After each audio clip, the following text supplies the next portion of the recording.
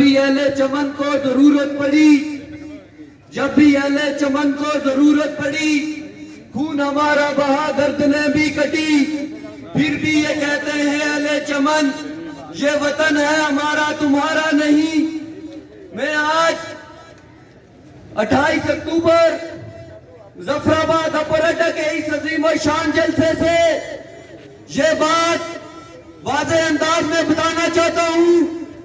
کہ جو تحریک آج سے سال ڈیڑھ سال پہلے جو تاؤ بٹ سے لے کے بھمبر تک جو تحریک شروع کی گئی، اس تحریک کے پیرادار طلباء ہیں، اس تحریک کے پیرادار نوجوان ہیں، تاجران، ٹرانسپورٹر، سول سوسائٹی، بکنا اور ہر مکتب فکر سے تعلق رکھنے والے لوگ اس تحریک کے پیرادار ہیں۔ اور میں انتظامیہ کو، حکومت کو صاف واضح انداز میں یہ بات بتانا چاہتا ہوں، انجمن تاجران جموں کشمیر، بالخصوص شوکت نواز میر صاحب، انجم فیروز صاحب، عمر نذیر صاحب، ان لوگوں کو اکیلا نہ سمجھے۔ آج جو ہمارے احتجاجی جلسے، جو ریلیاں اور جو احتجاج کیے گئے، یہ ہمارے وارم اپ میچز ہیں۔ اس دن سے ڈریں، اس دن سے ڈریں جس دن آزاد کشمیر، جموں کشمیر بھر کے لوگ آپ کو ان اسمبلیوں سے، ان ایوانوں سے اٹھا کر باہر پھینکیں گے۔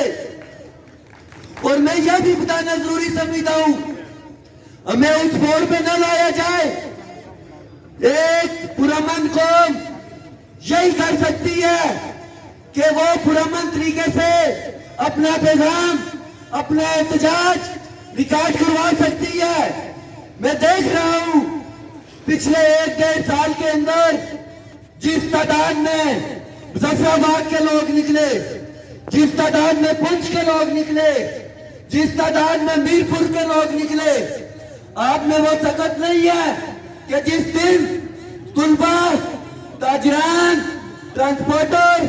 سول سوسائٹی، بکنا اکٹھے ہو کر جس دن مارچ کا اعلان کریں گے، اس دن آپ کو چھپنے کی جگہ نہیں ملے گی۔ مجھے آپ بتائیں میرے بھائیوں، آج سے 3-4 سال پہلے پرسکون زندگی گزر رہی تھی،